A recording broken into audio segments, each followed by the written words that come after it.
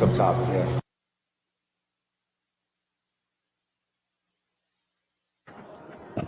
Hello. Test. This one's working pretty good. Test. Awesome. Thank you. So just Hi. this is the feedback. The Stigma. Test.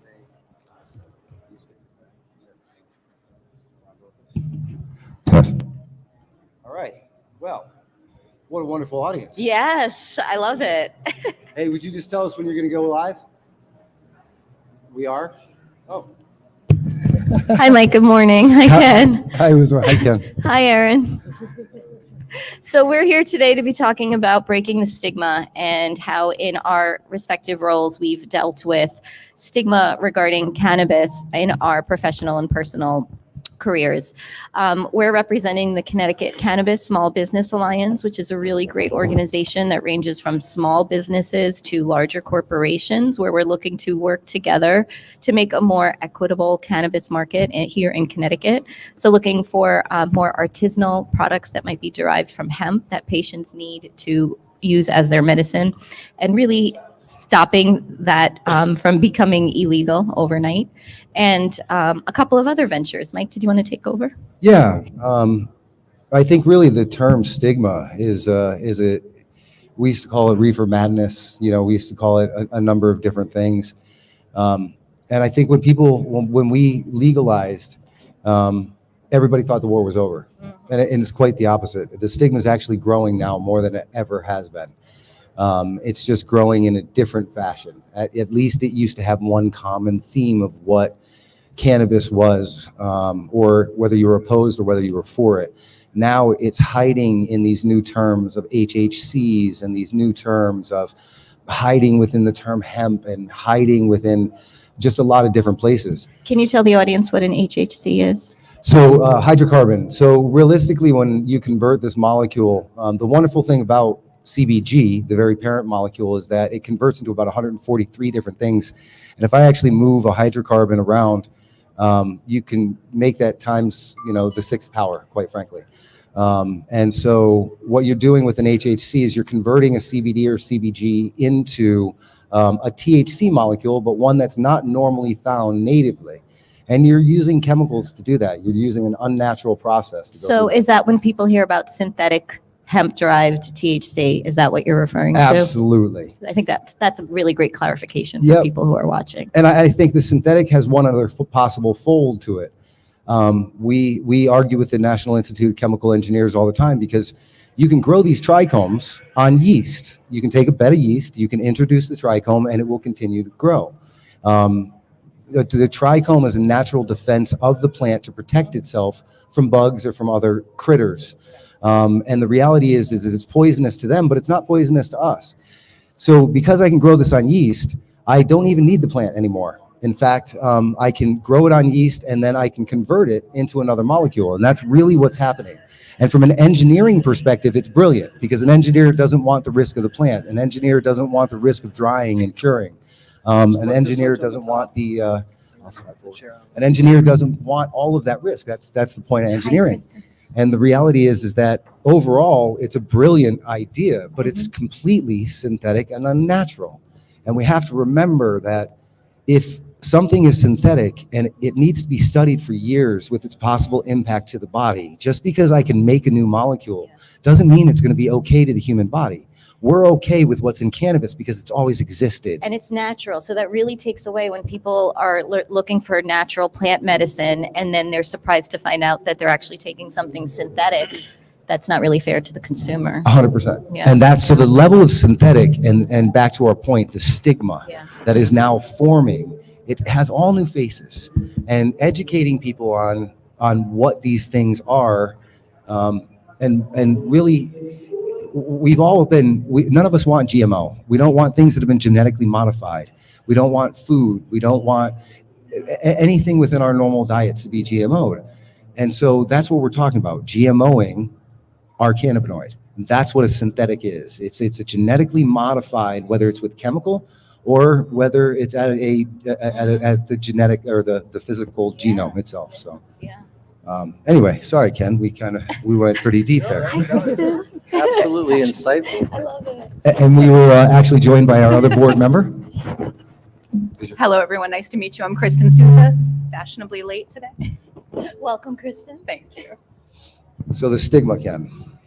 Yeah, I think media is the primary, the role of the media and their inability to express cannabis and educate people properly is probably the primary reason of people being miseducated about it.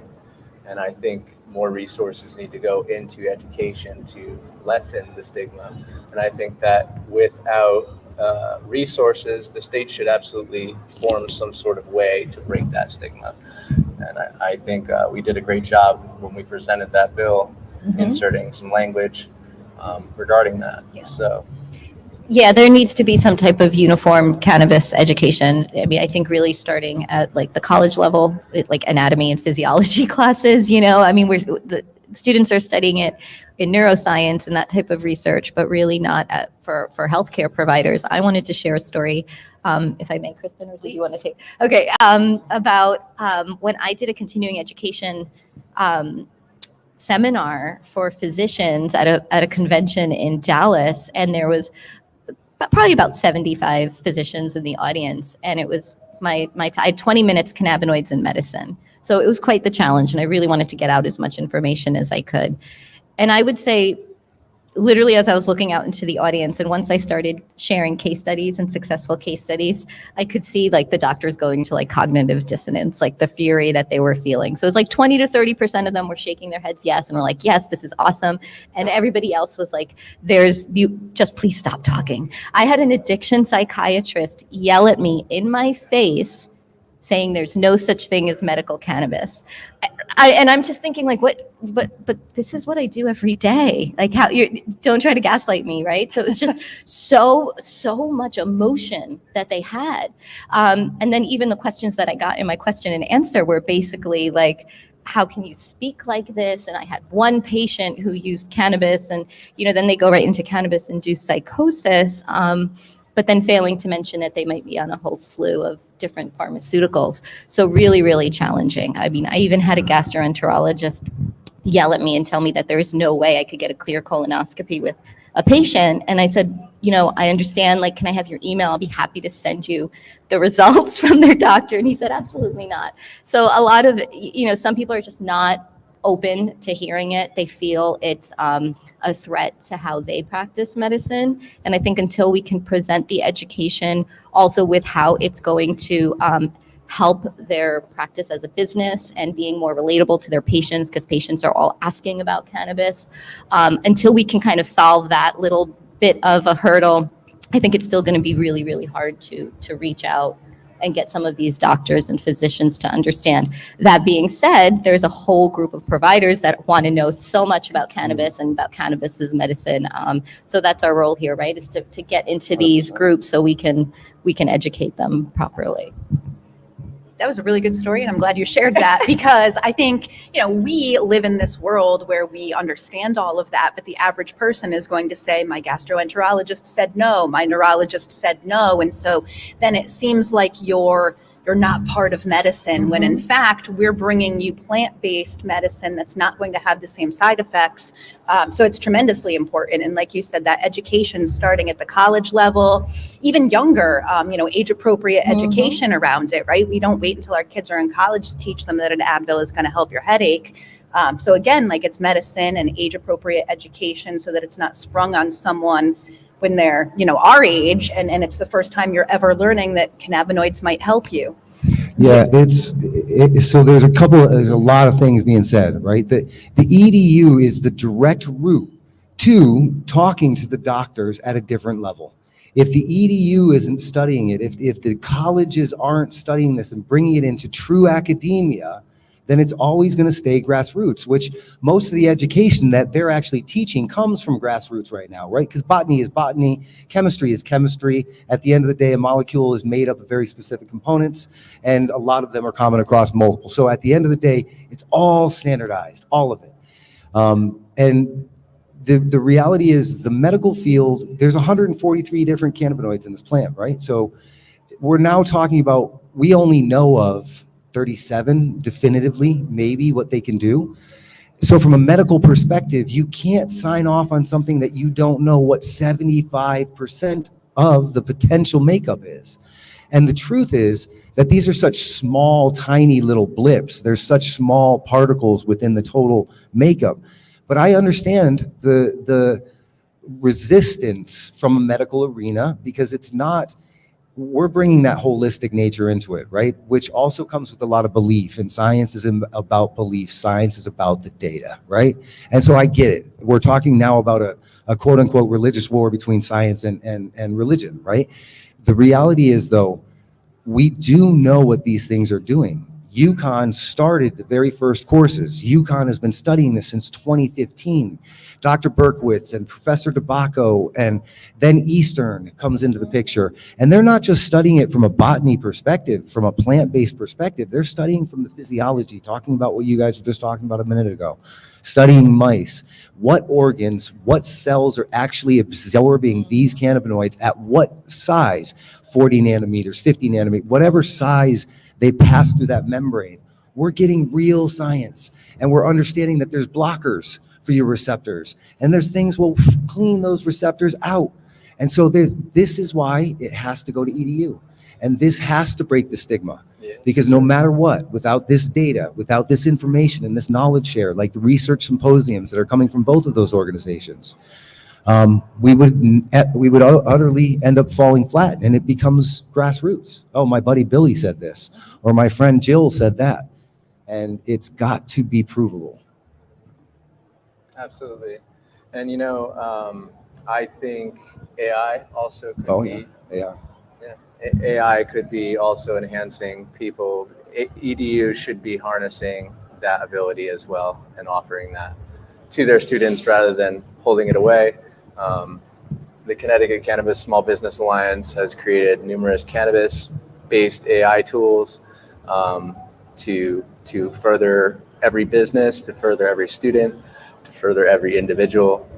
Can you give us an example of like how somebody might use it to their advantage? So there's nothing you really can't do.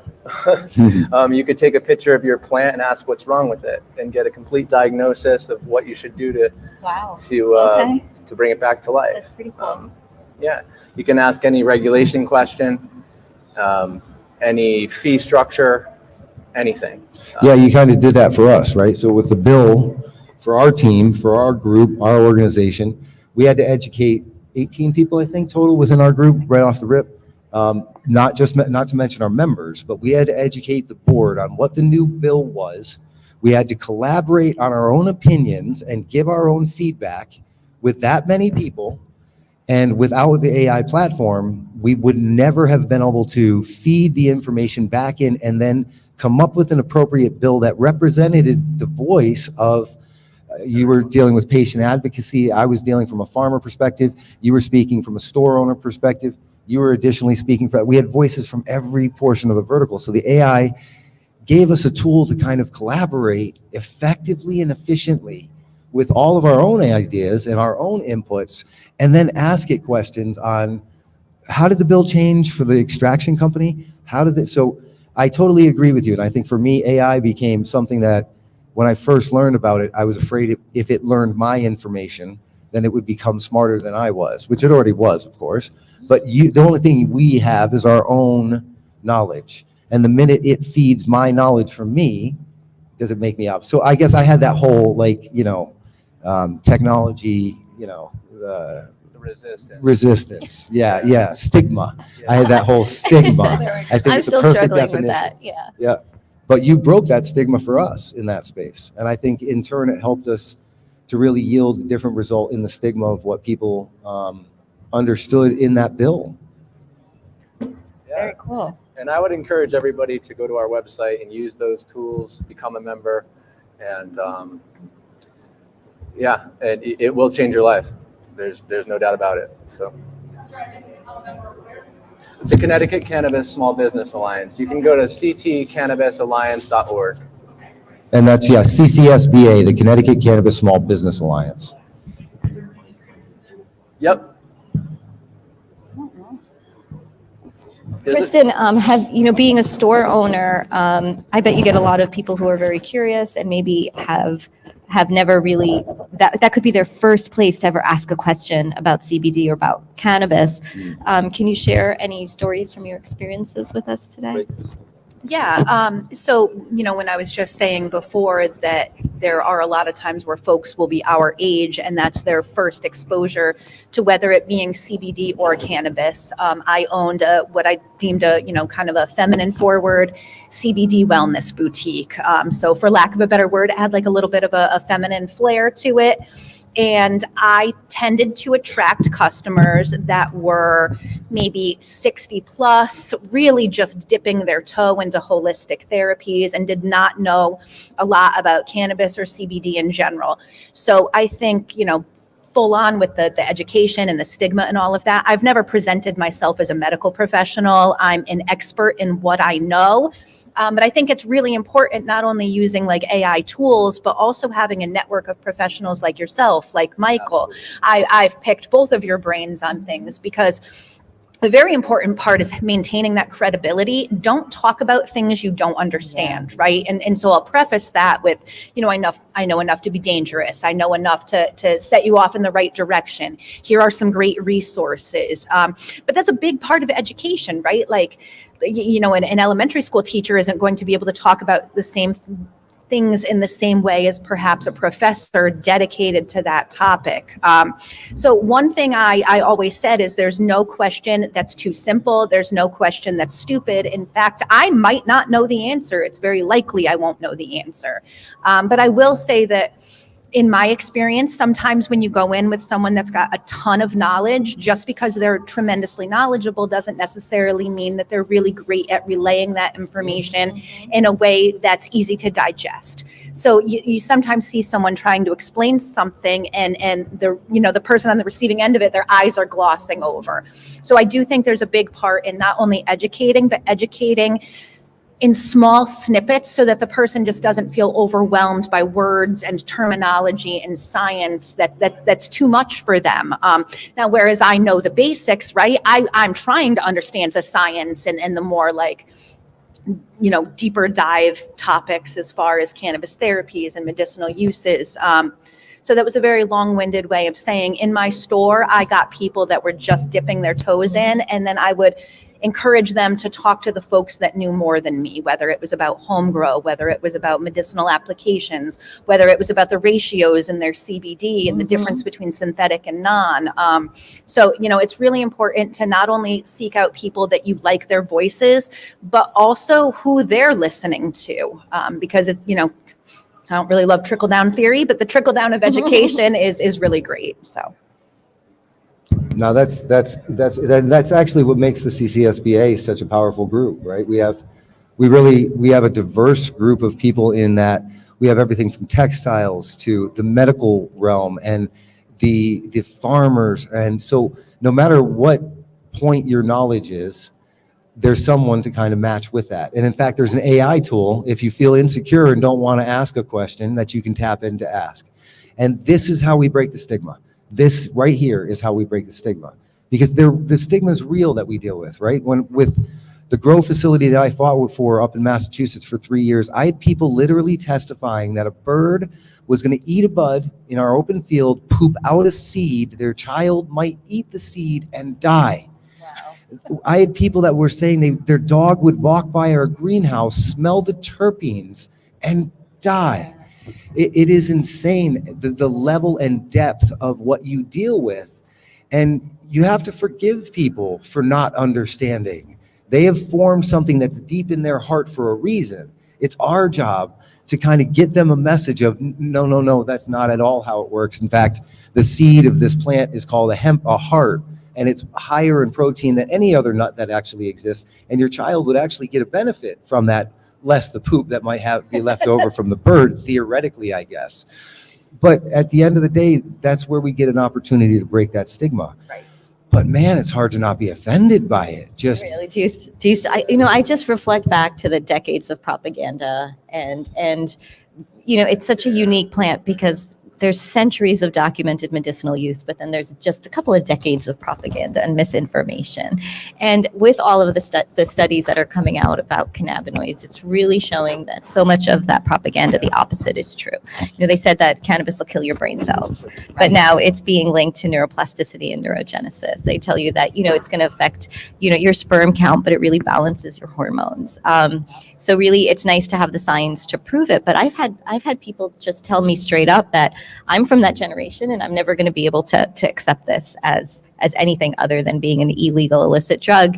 And then you say, I respect that. I can hold space for that. And then when it's time on their journey, hopefully that realization, that epiphany will happen for them if they need it. I think it's also interesting that a lot of cannabis users and people who have maybe spent like a couple of years or decades focusing only on using THC. I really like working with patients when I start adding the minor cannabinoids to people who've been using THC for a long time. They're not really expecting the difference that actually happens. It's so profound in their healing when you start combining different cannabinoids. So I think that's important too. That's the people who are in our cannabis culture. There's also education that we can provide there. Absolutely. And, I think that we are going to be offering some sort of educational program eventually. That is going to be the goal of the CCSBA, to put together some workshops to further education for the general public as well. So that's on our agenda. That's great. Does anyone have any questions? So I think go back to your minor cannabinoid statement, right? I think the reality is we discover more and more every day. And so in recent, I think the spectrum that we have now been able to find is amazing, right? CBT, as in Tom, which reduces the vascular swelling in the eyes. That's the medical studies that have been done. It's reduction there, which of course it would have the same causality. But they used to say smoke weed, it helps with your glaucoma, and it's actually the molecule CBT. And you have CBN, which is your sleep aid, right? And you have CBG, of course, which is your anxiety. CBM was discovered, M as in Michael, was discovered out of Israel or Italy. There's a big debate. We won't get into it. But it was discovered, and that's all about your digestive tract. We're seeing all of these new molecules that appear that have massive benefit or not. CBC is an enhancer. A lot of people, we used to think that CBD did something specific, but it was actually another molecule we just didn't see yet, right? And so these minors, they're extraordinary, right? And they're found in different genetics. So as people hear all these terms of all this different type of weed or all this different type of cannabis, each one of those strains have a different minor or set of minors. Why I like Durban poison is because of what the minors are, not just the THC level, and the terpene profile, and the flavonoids that are associated. And so to your point, this is plant medicine. And these things have always existed. These terpenes have always existed. But the stigma is the minute you hear it associated with cannabis, you don't know what it is. I don't know what a terpene is. All of a sudden. And yes, you do. It's a smell. Yeah. It's the same pinene that you smell in that pine tree that's in this flower.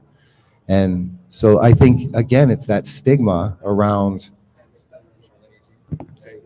And that stoners are lazy, right? That's complete stigma. That's just happens to be the CBN, or the fact that you're calm with CBG. Absolutely. And I know you've been putting it into the different products that you guys have been working with. I know Uzma has been for sure, but I won't let anything slip for a while. Thanks, Mike. Info trip. Yeah, the minor cannabinoids are pretty amazing, and I'm looking forward to maybe when you start extracting some of that CBT and CBM, and we can start playing around with it and see what it does, and look at really which receptors they have more affinity to bind to than not. What's really interesting about CBD is that the mechanism of action is still unknown. It interplays with about 65 molecular targets, but it's because it's so vast and it's so unique in how it interacts with different parts of our different systems in our body that we really don't have an exact idea of what it does. In a good way, though, not in like a scary way. Like, we don't know exactly how Tylenol works either, but that's not in a good way, right? So, right. Yeah, and again, it's the stigma. We used to think CBD did this whole list of things, and it doesn't. And it does interact with different portions of the body and different organs, and in depending on its delivery method in the very first place. But ultimately, it's anti-inflammatory and antifungal, and those are two incredible properties. And neuroprotectant, And neuroprotective, absolutely. super important. And Paul, you have a question? If you're willing to share your story, I'd love to hear when was the first time you experienced cannabis, and when did you know you were going to be a lifer? Not only what made your chemistry right, but also what made you be out in the industry. Okay. do you want to repeat that question, or I'll repeat it, so then you guys can answer. How about that? Okay. All right, so at what point were we all in with cannabis? At what point did we know it was going to be something that was going to be a part of our life, and potentially even a motivator or an assistant or an aid? Was that the question? Was that the question? Did I? Okay. I'd love to hear your story. Like the first time we tried it. Okay. We're gonna start with Kristin and go down there. Yeah, go for it. Sure, I will start. I want to preface this by saying I am in no way encouraging underage use, but I was underage and things were not legal at the time. But yeah, no, the very first time I was in high school, my best friend's brother was in college, and he gave us some flour, and we had this horrifying little glass pipe we named Floyd. So I've also been a lifelong glass user. That is my preferred method of consumption. I've always used glass pipes or bongs. So recreationally, I've used it for a while. I think when I realized that this was going to be a lifelong journey for me was when I was battling migraines. And they were very bad. And I was in and out of the ER. They couldn't figure out a way to help me. I started seeing a neurologist, and I kind of refer to that as I just felt like a human guinea pig. They didn't have any treatment specific for migraines, so I was on anti-seizure medications and a number of other things that weren't targeted for me, and the side effects were horrific. And so, I started going down a Google rabbit hole, and it was talking about more mindful consumption. Don't smoke to just get as high as possible, but small amounts, through a bong because it's water filtration. And that was the only thing I found that helped my migraines. So I went completely cold turkey off the pharmaceuticals I was on and just started being very mindful about my consumption. And it was the first time in over a decade that my headaches, I don't want to jinx it, but they went away. And so you have to tread lightly saying that cannabis cured my migraines. But for me, it was lifestyle choices around being very cognizant of when I go to bed, when I wake up, being careful around what I'm eating. I knew certain foods triggered it. And then it was also, mindful use of cannabis. So it started funny under the bleachers at a football game, but now it's a very more conscious and mindful decision. So That's great. Thanks for sharing. So I also was about 16 years old, and it was a funny story. A friend of mine, she came over and she said, "Oh, I just got this much," and we were like, "Oh my God, what are we going to do with it? What do we do with it?" We didn't even know how to smoke it. And then I'm Pakistani American. My parents had like a fancy hookah as their decorative piece in our like fancy sitting room. And I think it was like gold plated or something. We never touched it. It had been there for like 15, 20 years. So we were like, we don't know how to use this. Like we didn't know what to do with the flower. So I remember like swiping it and putting it under my denim jacket. And we like drove like a little bit. Oh, this is horrible. I can't believe this is going to be on YouTube. And we didn't even put water in it. We didn't know how to use it. And then we just like coughed and coughed and coughed. And then a couple of minutes later, we just laughed for 2 hours. And I was like, this is the most perfect stuff ever. And I have some older siblings, and I remember them talking about, at that time, it was like the seed was planted because they were talking about how this is like better medicine. And I kind of like disregarded it, but it did stay in the back of like my psyche. And then I ended up going to school for pharmacy and becoming a pharmacist, and kind of losing touch for a while about my attachment to agriculture, actually, honestly, and natural healing plants. And then being a pharmacist, I really started seeing how pharmaceuticals were not really They were helping people to a certain point, but then the side effects and it would start kicking in, and then I would start people seeing that going that downward slope.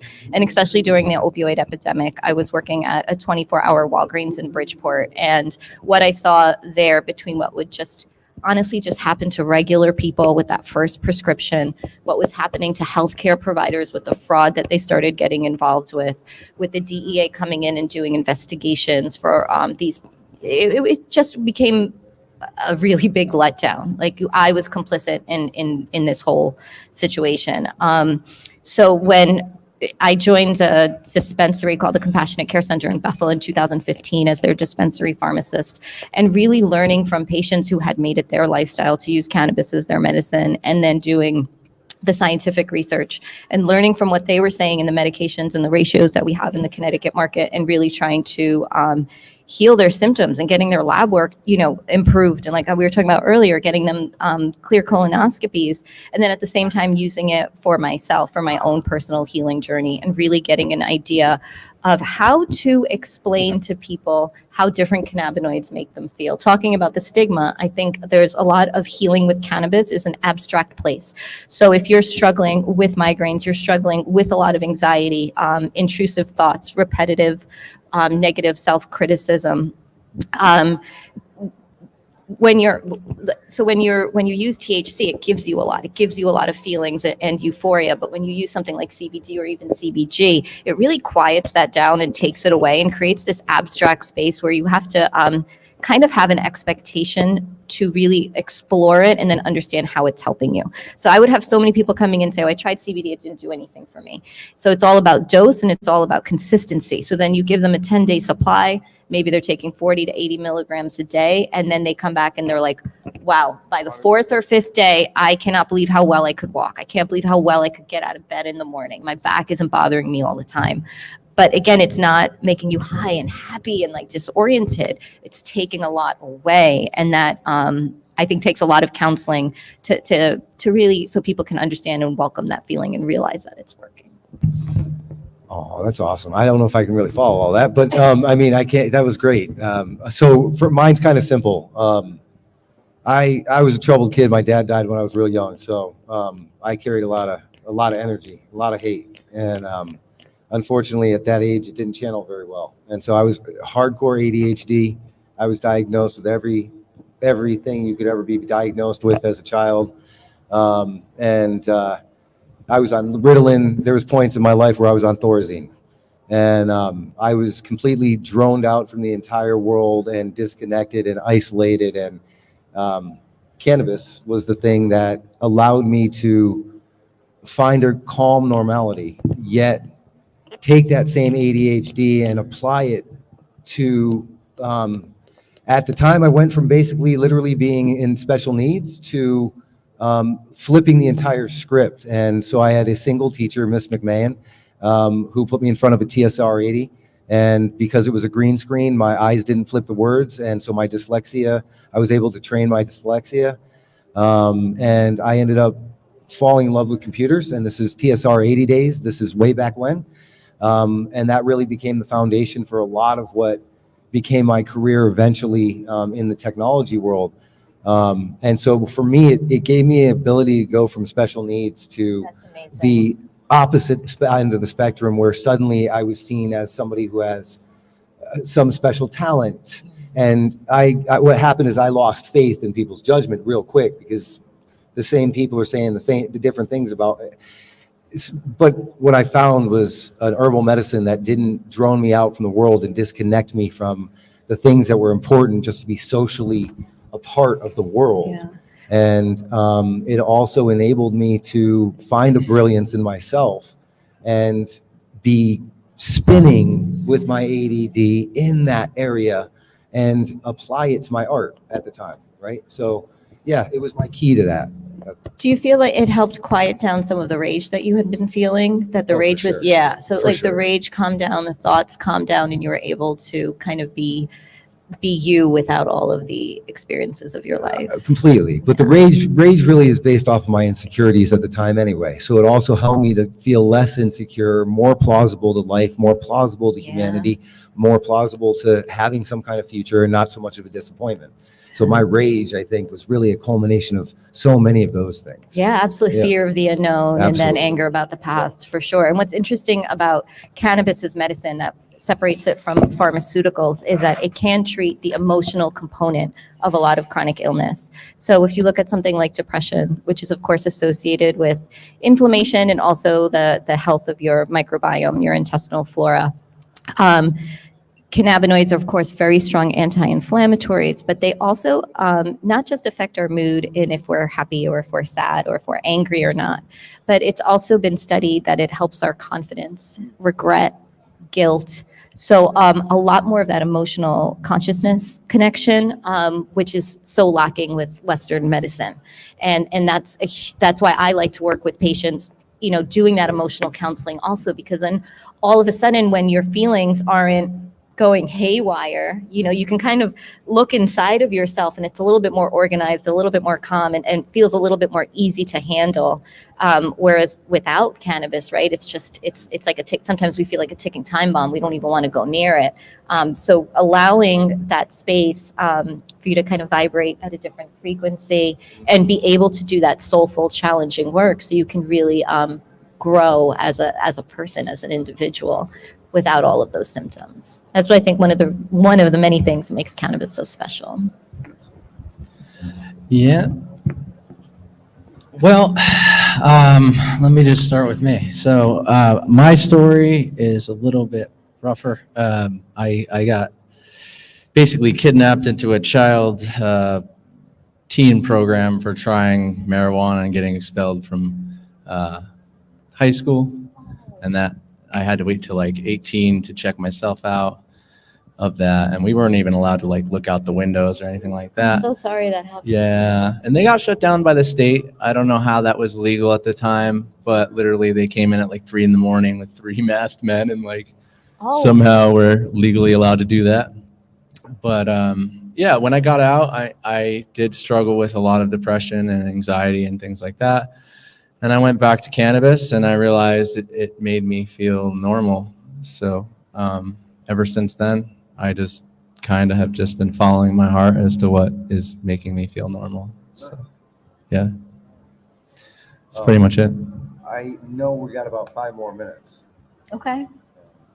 Does anyone have any questions for us?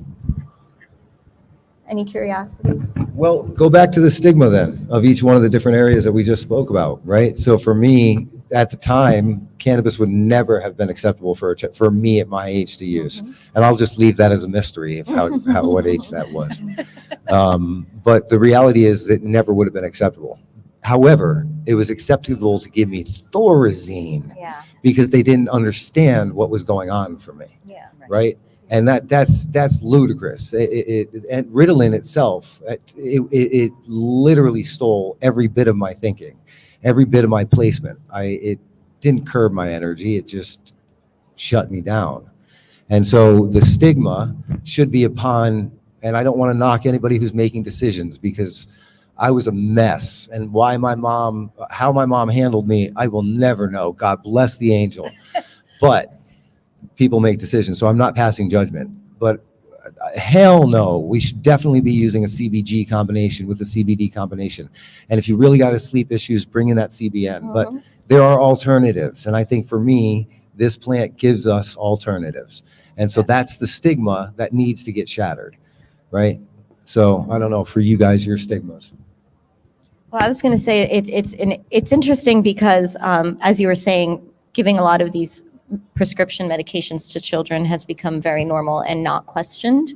And so I think when people are kind of unsure what they should do if their children are in this type of situation, is to have a resource, right, to go to. Where I always say the mother's intuition is the most important when you're treating a child. They just know things. And so if, I'm working with a mom right now. Her 7-year-old just started having seizures a couple of weeks ago. She has some other conditions also. And, the doctor immediately started, wanting to start on the pharmaceuticals.